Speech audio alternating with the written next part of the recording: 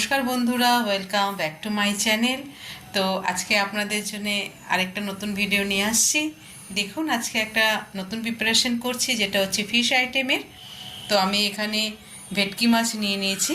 ভেটকি মাছের আজকে আমি করব হচ্ছে বেবি ডায়মন্ড ফিশ শটে। তো সেটা করতে আমার লাগছে, এখানে ভেটকি মাছকে আমি এরকম ট্রায়াঙ্গেল শেপে কেটে নিয়েছি। এবার আমি এর মধ্যে দিয়ে দিচ্ছি আদা আর রসুনের পেস্ট দিয়ে দিচ্ছি। 1.5 চামচ আমার আদা রসুন পেস্ট আছে। ভিনিগার নিয়ে নিলাম, ভিনিগার আমি 1 চামচ দিয়ে দিলাম। দিচ্ছি এখানে আমি 1/2 চামচ। আর লাস্টে আমি এর মধ্যে লবণ দিয়ে নিচ্ছি টেস্ট অনুযায়ী।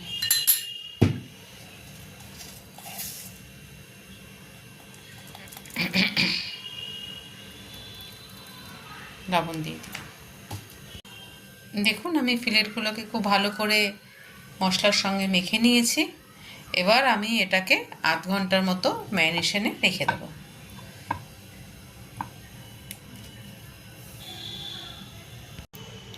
তো 1/2 ঘন্টা হয়ে গেছে, ফিলেটগুলো আমি ম্যারিনেশন করে রেখেছি। এবার আমি এর মধ্যে কর্নফ্লাওয়ার দিয়ে মেখে নেব। তো 2 চামচ কর্নফ্লাওয়ার নিয়েছি। এবার কর্নফ্লাওয়ার দিয়ে মাছের গায়ে আমি কোটিং করে নেব। এইভাবে মাছগুলোকে আমি মেখে নেব।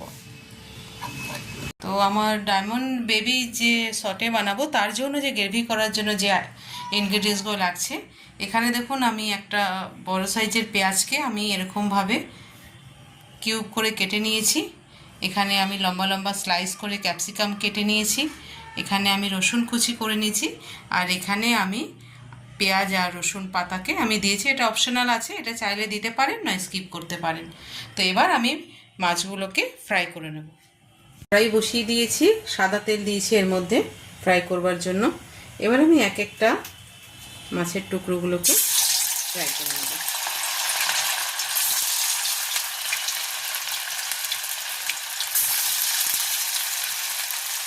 এইভাবে সবগুলোকে লাল লাল করে ফ্রাই করে নেব।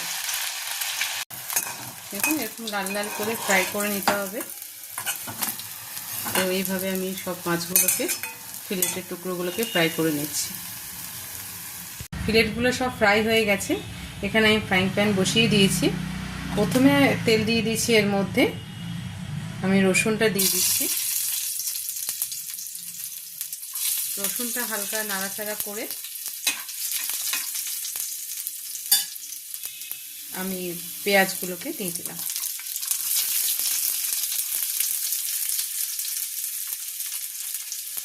খুব কম সময়ে তাড়াতাড়ি হয়ে যায়, খেতে কিন্তু খুবই ভালো লাগে।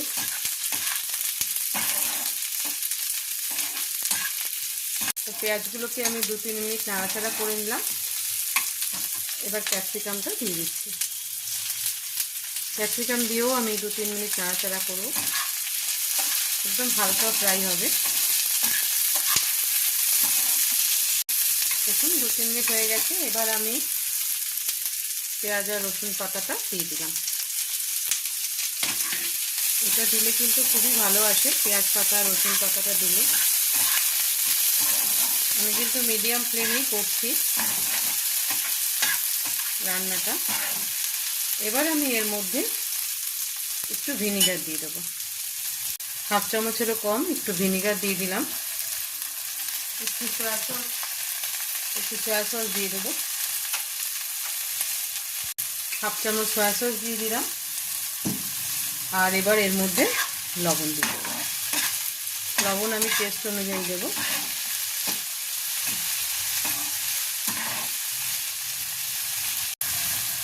তো লবণ তো আমি টেস্ট অনুযায়ী দিয়েছি, কারণ আমি এখানে সয়া সস দিয়েছি। সয়া সসের মধ্যেও কিন্তু সল্টি ফ্লেভার আছে, তো যার জন্য আমি টেস্ট অনুযায়ী লবণ দিলাম। এবার আমি এর মধ্যে ফিলেটগুলো দিয়ে দেবো।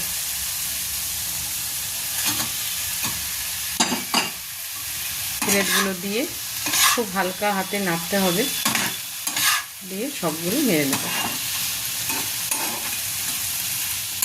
স্টিম কিন্তু আমি একদমই লো করে দিয়েছি।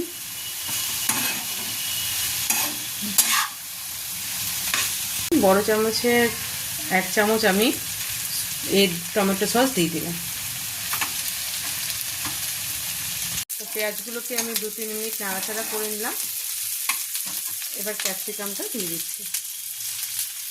ক্যাপসিকাম দিয়েও আমি 2-3 মিনিট নাড়াচাড়া করব, একদম হালকা ফ্রাই হবে। দেখুন 2-3 মিনিট হয়ে গেছে। এবার আমি পেঁয়াজ আর রসুন পাতাটা দিয়ে দিলাম। এটা দিলে কিন্তু খুবই ভালো আসে, পেঁয়াজ পাতা রসুন পাতাটা দিলে। আমি কিন্তু মিডিয়াম ফ্লেমেই করছি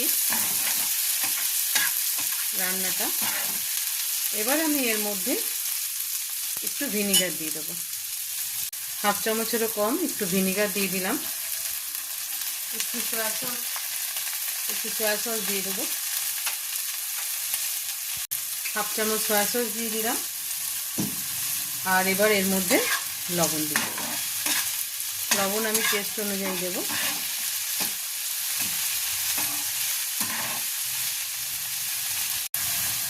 তো লবণ তো আমি টেস্ট অনুযায়ী দিয়েছি, কারণ আমি এখানে সয়া সস দিয়েছি, সয়া সসের মধ্যেও কিন্তু সল্টি ফ্লেভার আছে, তো যার জন্য আমি টেস্ট অনুযায়ী লবণ দিলাম।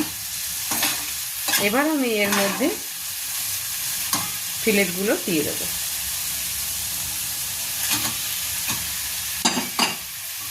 ফিলেটগুলো দিয়ে খুব হালকা হাতে নাড়তে হবে, দিয়ে সবগুলো নেড়ে নেব। স্টিম কিন্তু আমি একদমই লো করে দিয়েছি।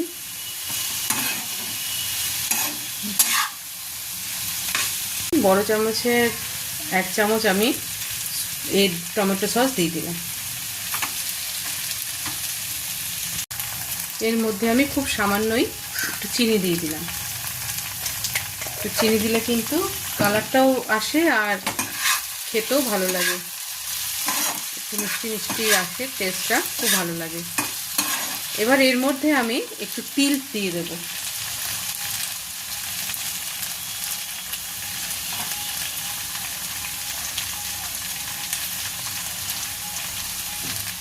এবার এটা দিয়ে, তিল দিলে কিন্তু খুবই ভালো লাগে স্টার্টার আইটেমে। এবার আমি এখানে কর্নফ্লাওয়ার গুলে রেখেছি, এটাকে আমি এর মধ্যে এবার দিয়ে দিচ্ছি।